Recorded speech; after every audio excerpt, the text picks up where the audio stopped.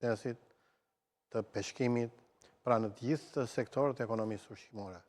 Është e pritshme për arsye sepse në fund vitit kaluar dhe në fillim të këtij viti, këta sektorë u ndeshen me ngrica dhe shira të rëmbyshëm.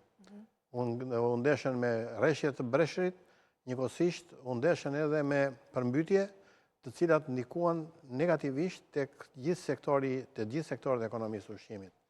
Në të njëjtën kohë, kjo situatë u përshkallëzua akoma më shumë në muajin shkurt, kur nisi dhe lufta në linjën e mesme. Edhe këtu përsëri pati një çrregullim të kërkesës dhe ofertës, pati një çrregullim të tregut dhe pati një ngritje të menjëhershme të lëndëve djegëse, që janë zëri kryesor i kostos së veprimtarisë së këtyre sektorëve të cilët ne i përmendëm. Dhe tashmë vijoj mëtej akoma më shumë me një luhatje të kërkesës dhe ofertës dhe me prishje të raporteve